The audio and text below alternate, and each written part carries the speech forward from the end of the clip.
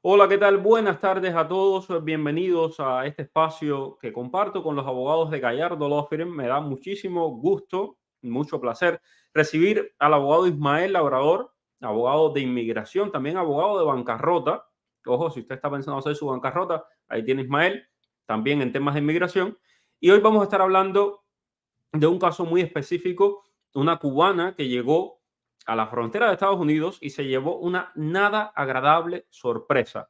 ¿Cómo estás, Ismael?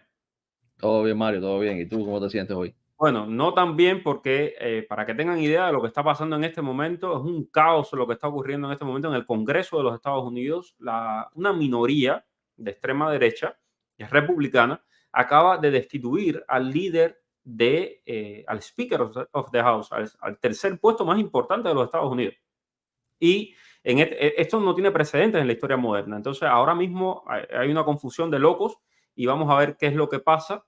No creo que el caos ni la locura sea buena para esta democracia, pero bueno, en eso andamos. No obstante, vamos al tema migratorio. Tema migratorio.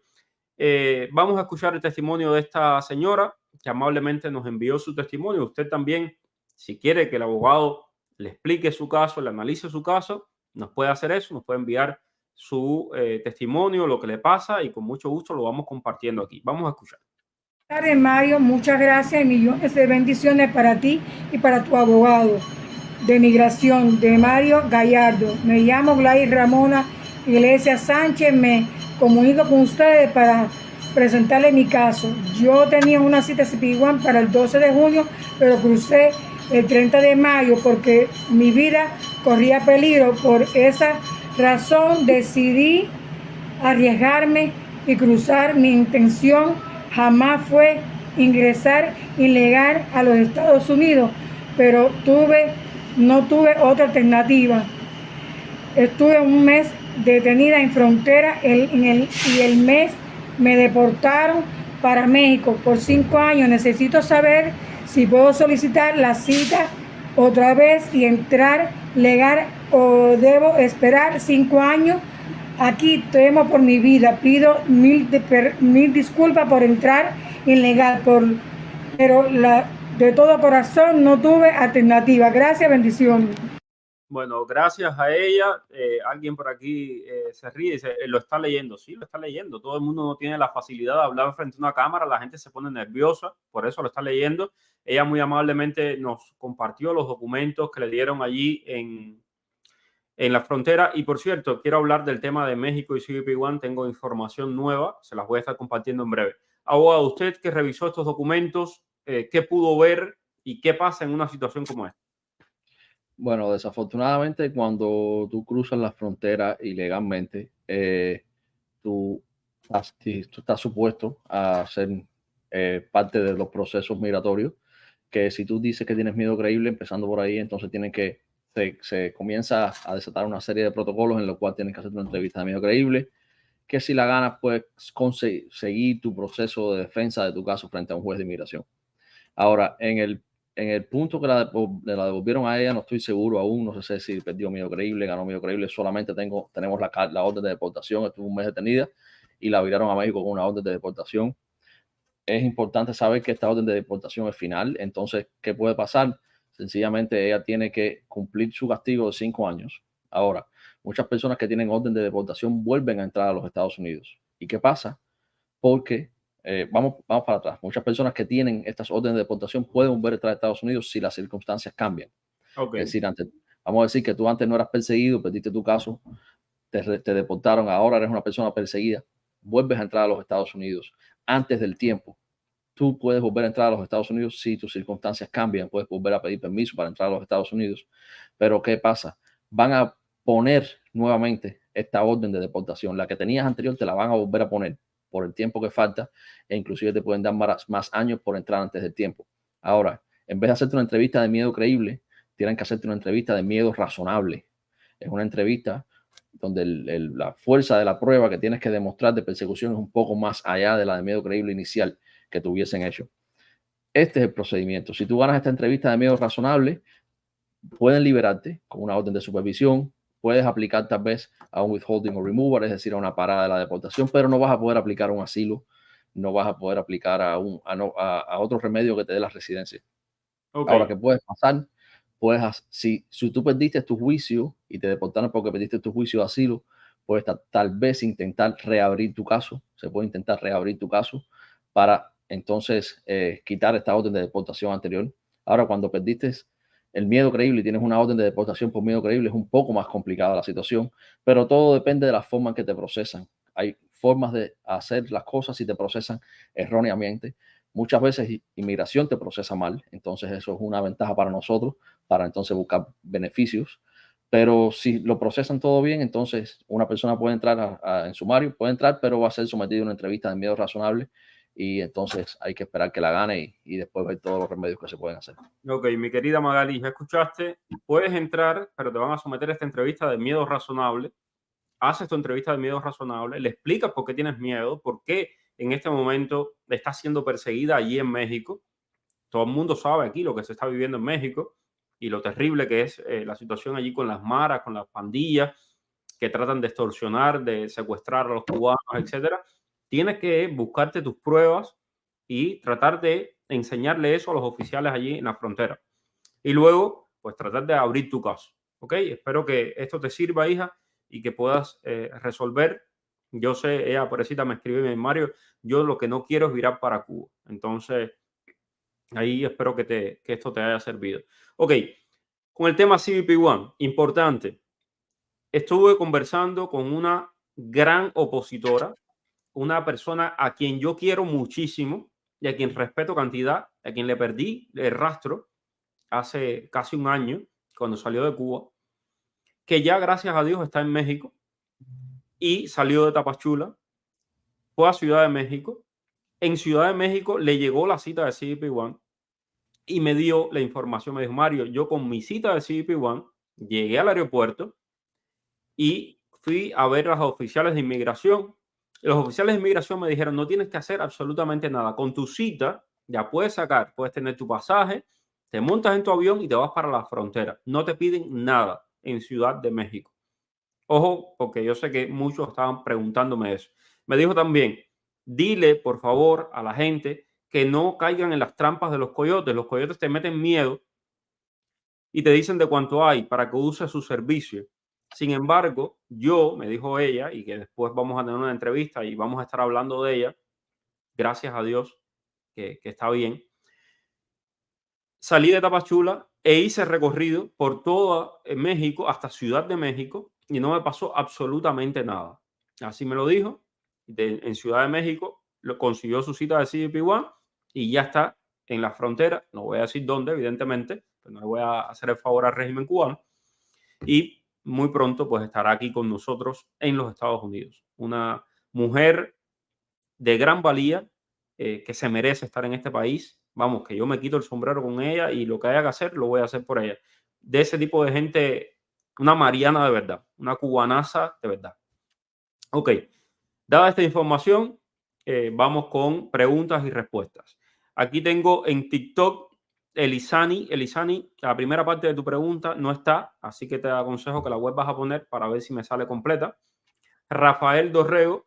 Hola Mario, ¿un cubano con nacionalidad mexicana puede entrar por CBP y aplicar a la ley de ajuste cubano? Claro que sí. No te quita absolutamente nada tener tu nacionalidad mexicana. Acuérdate que CBP es una entrevista, es una cita para una entrevista que tú vas a hacer en la frontera. Puede ser cubano, uzbeco, de donde sea. Mario, buenas tardes. Soy cubano, siempre esperando tus comentarios. Saludos cordiales desde Puerto Padre. Un abrazo. Esa es la tierra de nuestro querido Eliezer Ávila. Ciudadano de Estados Unidos, quiero hacer la petición de reunificación a mi familia de mi hija mayor de 21 años. Incluye a mi nieto en la misma petición. Un saludo y gracias. Entonces, lo que no entiendo es que pedir a su hija mayor de 21 años. Y la hija parece que tiene un hijo. Y entonces, Okay. si se incluye en esa petición. Sí, sí se incluye. Ok.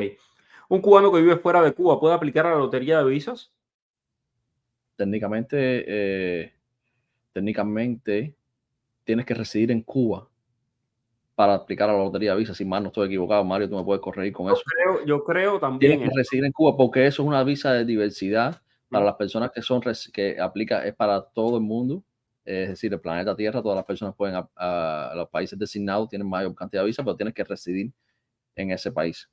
Aprovechando esto, les cuento que en el blog de inmigración que hemos lanzado, en mi nombre, mariopenton.com, ya pueden entrar ahí, pueden registrarse también en el newsletter. Van a salir muchos pasos de cómo llenar la lotería de visas, de cómo consejos para que les vaya mejor en la lotería de visas. Así que búsquenlo, mariopenton.com, ahí en internet. Entran y se pueden suscribir a que les llegue el newsletter y les llegue información.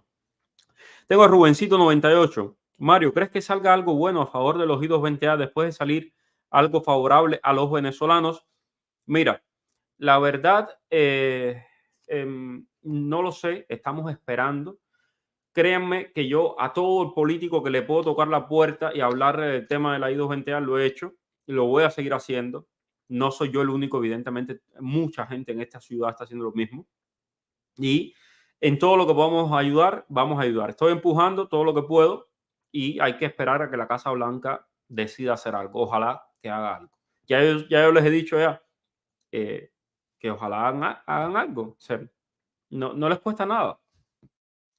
Un cubano que vive fuera de Cuba, ya esto lo leí. Soy I-220A segunda casilla. Si me cierran el caso en la corte, se cierra el asilo y salgo del sistema de corte, ¿o es así para siempre? ¿Qué recurso legal pudiera hacer? Sí, si te cierran tu caso en tu corte, lo primero es que pierdes todas las aplicaciones que habías hecho en la corte. Es decir, si hiciste tu asilo, la pierdes. Ahora, cuando sales del sistema de corte, puedes volver a pedir que te pongan el sistema de corte, pero es discrecional por el juez. Entonces, ¿qué recurso puedes tener cuando salgas de ahí? Aplicar a la ley de ajuste cubano, aplicar al ajuste bajo una petición. Pero en estos momentos, cuando la I-220A y los jueces están acogiendo fuertemente a la decisión de Cabrera Fernández, entonces es difícil que te cierren la corte. E inclusive bajo las nuevas guías, que el memorándum que sacó el director de la corte, que no sé si Mario habló de eso ayer o en los días anteriores. Estaba esperando No. por ti hacerlo. Ya, eso da como que enfuerza y da más fuerza a las guías del Prosecutorial Discretion, que es el PD, que es el famoso, que el secretario Mayorkas había puesto, que Trump había quitado, el juez de Trump había quitado y volvieron a poner ahora. Pero entonces este memorándum que saca el director de la Corte de los Estados Unidos, del EOIR, entonces como que cabe destacar muchas cosas más y le da la posibilidad a los fiscales y a los jueces de cerrar los casos si las personas no son prioridad para inmigración. Pero ¿qué pasa? Que una de las tres cosas con las que tienes que cumplir es que tú hayas entrado a los Estados Unidos antes del 2020, si mal no recuerdo, y muchas personas han entrado a los Estados Unidos cuando la mayor cantidad de personas entraron a los Estados Unidos en el año 2021 y 2022. Entonces, ninguna de estas personas aplica para no ser una prioridad para inmigración. Por eso significa que los prosecutores de discretion que estaban dando antes puede ser que los dejen de dar ahora, mucho más. Pero si quieres, podemos hablar después un poco más a fondo acerca de ese tema, pero a grandes rasgos es eso. Mañana vamos a entrarle con ganas a eso. Entonces, tengo por acá a Rubio. Hola, Mario. ¿Qué está pasando con las visas y los paroles para casos de reunificación aprobados? El otro día yo estaba hablando de que no conocía a nadie, de que hubiese llegado con reunificación familiar, y alguien en el chat me dijo que sí, que su familia había llegado. No sé, abogado, si conoce a alguien. Nosotros aún tenemos muchas personas en proceso, pero aún no hemos saltado a la siguiente fase y no tenemos reporte aún, pero sí tenemos muchas personas ya en proceso, muchas personas aprobadas. Ok. Elisani, no logro ver tu pregunta. Sorry, pero no logro ver tu pregunta. Mario, buenas tardes. ¿Yo puedo aplicar a la ley de ajuste teniendo una fianza de ICE de $1,500? Sí, sí, pero antes de aplicar a la ley de ajuste, te recomiendo pedirle un parol al mismo ICE, ya que ellos no te deberían haber liberado con esta fianza, y haberte liberado con esta fianza es una violación de las reglas de inmigración. Por tanto, tienes probabilidades de que te den un parol.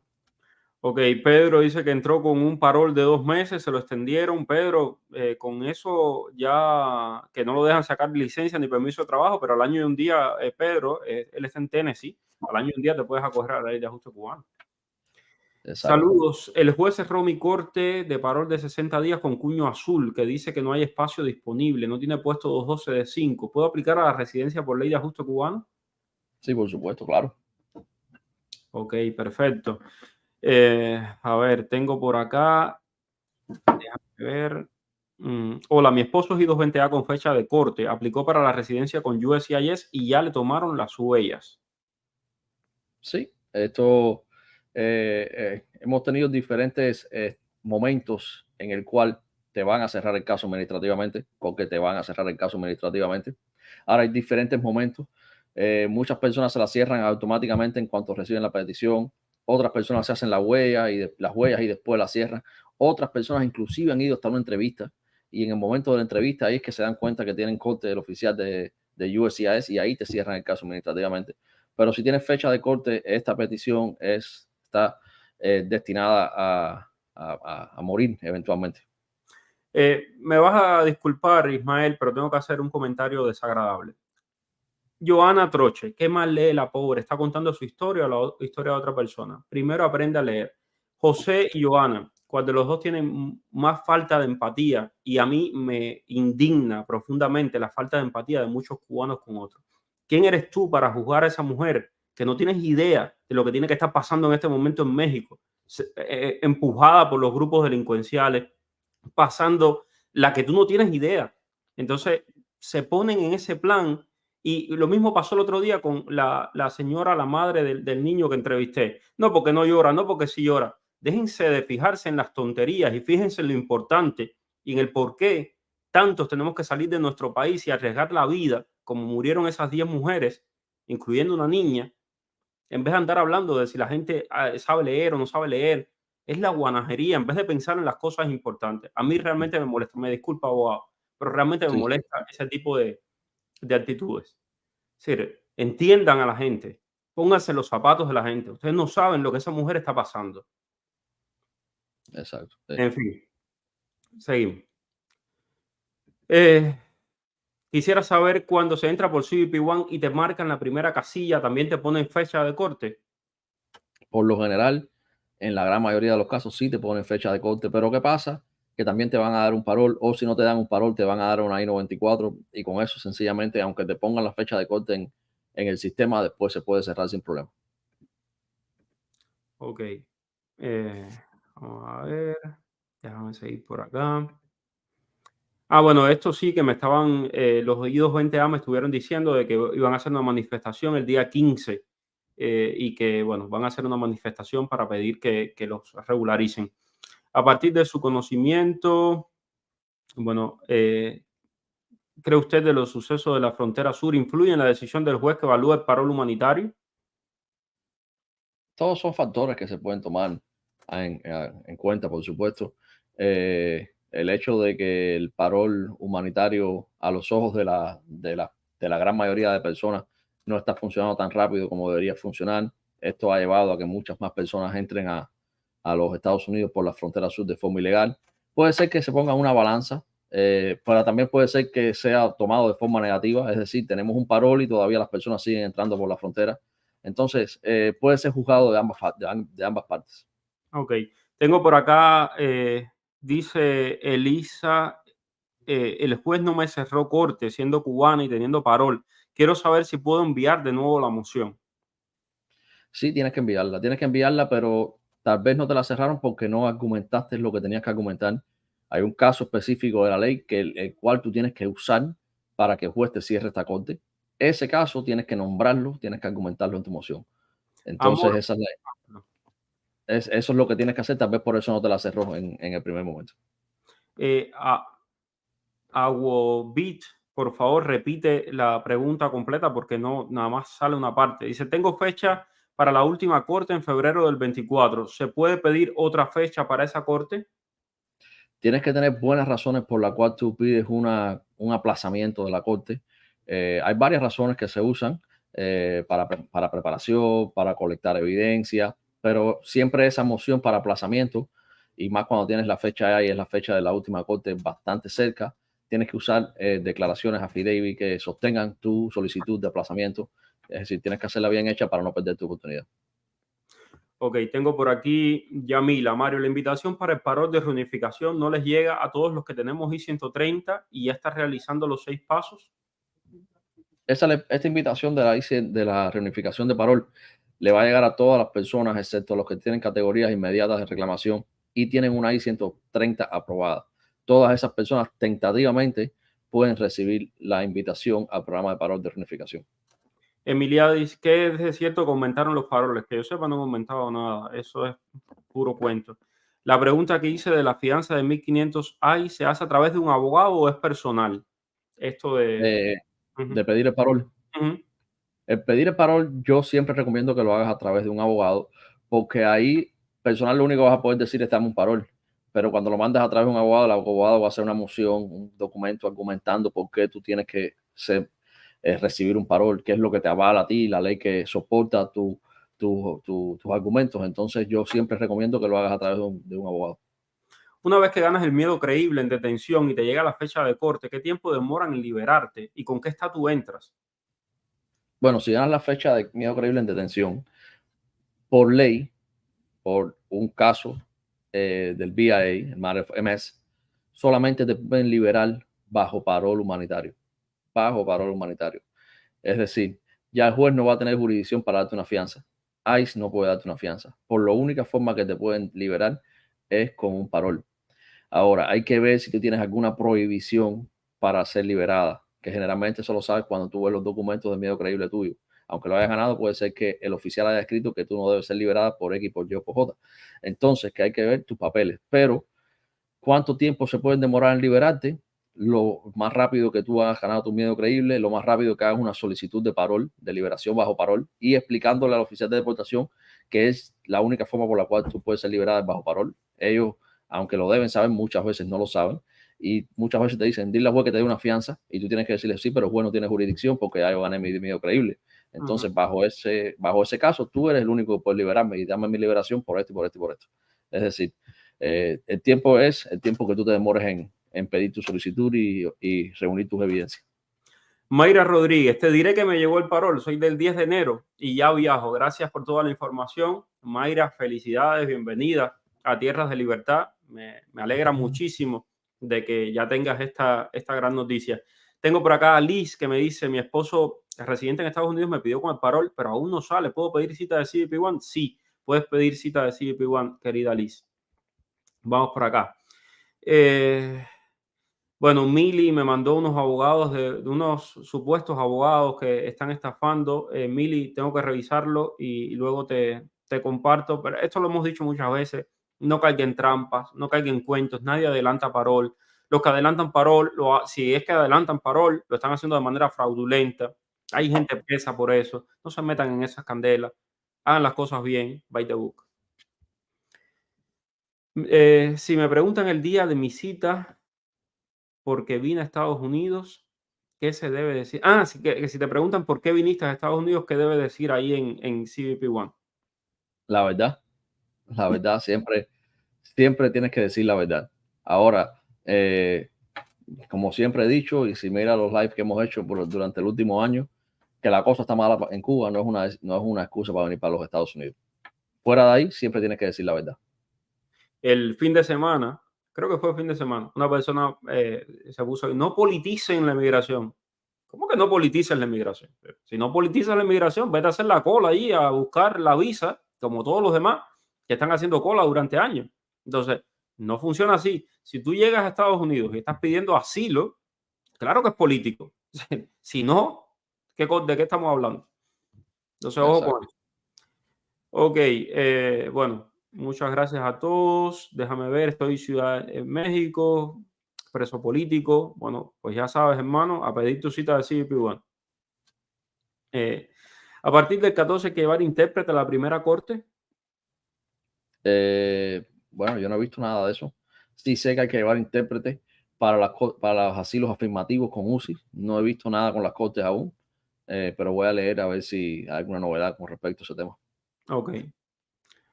A ver, seguimos por acá. Me perdonan, pero yo ando medio ciego ya. Estoy en Canadá de turista. Quisiera entregarme en la frontera norte. ¿Qué me recomiendan? Que no lo hagas. si está en pie todavía el acuerdo entre Estados Unidos y Canadá de devolver las personas hacia atrás, te van a devolver hacia atrás. Exacto. Dice Rumbero, tengo un caso de deportación, ya le pagué a mi abogado. Bueno, Rumbero, tienes que poner toda la pregunta en un solo renglón, si no, no puedo leer. Ahora me cobró 7,000 para presentar un perdón. Bueno, termina la pregunta y la puedo hacer. Ayer me pidieron un request for evidence. Tengo I-220A, me dice Luis Ángel. No puedes perder esta oportunidad para argumentar bien la ley, para argumentar por qué está I-220A que tú tienes. Si no tienes una orden de arresto, entonces aplica que el caso de Cabrera Fernández, ¿por qué no aplica a ti? No puedes perder esta oportunidad de argumentar bien con la ley, con los argumentos. Búscate un abogado y responde esta solicitud de evidencia. Ok. Mira, Desiree es venezolana, casada con un ecuatoriano. Dice, en su pasaporte dice soltera. ¿Puedo aplicar a la visa de la diversidad o necesito un pasaporte nuevo? Yo no sabía que los pasaportes decían que uno era soltero o casado. Yo tampoco, hasta no sé los pasaportes venezolanos si dicen tu estatus.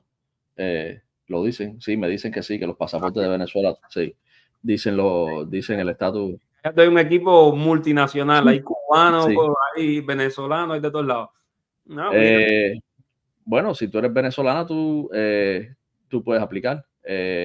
Ahora, no sé cuál es la distinción exactamente, porque si eres soltera o casada para aplicar a la visa de la diversidad, que yo sepa, eso no tiene nada que ver. Pero sí, tendría que leer un poco mejor acerca de ese tema, pero que yo sepa, no tiene nada que ver que usted sea soltera o casada para aplicar a la visa de la diversidad. Sí, lo de soltero casada no tiene nada que ver, pero lo de los países sí. Hay países que no participan y Sí, Venezuela es uno de los que no participa. Es decir, Venezuela no puede aplicar. Entonces me imagino que ella quiere aplicar por el esposo, por el esposo, que es que es ecuatoriano. ecuatoriano. Ya, Venezuela no participa. Entonces tienes que aplicar por el esposo. Y bueno, lo que tienes que demostrar es que tu esposo ya es tu esposo. Me imagino que tengas un certificado de matrimonio. Con eso es suficiente. claro. Saludos, Mario Abogado. Mi hija tiene I-220A. Tiene cita en la corte, ella va con una abogada, pero la abogada le dijo que no hace falta ir a Orlando, que desde el móvil con una videollamada se puede hacer. Yo quiero saber si es verdad que eso se puede hacer así. Bueno, Rosa, desafortunadamente yo no puedo darte consejos ni decirte nada cuando tu hija está representada. No sé el caso, no puedo hablar por otro abogado ni los procedimientos, desafortunadamente no puedo hacerlo, lo lamento. Tengo por acá a Marvi, dice, hola Mario, yo apliqué parol enero 6 a mi familia de 3, me aprobaron los padres, el niño de 2 añitos aún no. Lamentablemente, Marvi, eso ha pasado muchas veces. En este espacio lo hemos denunciado. Hemos hecho una entrevista con el subsecretario de Seguridad Nacional que me porfiaba de que no era así.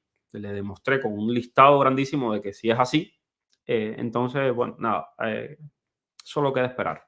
Eso es lo que ellos dicen. Ok, déjame ver por acá. El caso está claro, se ha hablado millones de veces lo mismo. Sí, es el tema, el miedo de México. Ok, bueno, a ver. Hagan algo por los ciudadanos españoles para poder entrar a Estados Unidos. Lamentablemente, hasta que Cuba no salga de la lista de países que patrocinan el terrorismo, no van a poder entrar con esta. No es una cosa con los cubanos nada más. Los iraníes pasan lo mismo, los sirios pasan lo mismo, los coreanos del norte pasan lo mismo. Hagan algo para que se acabe la dictadura y ya Cuba no haga parte de la lista de países terroristas. Te devuelvo la Bien. pregunta.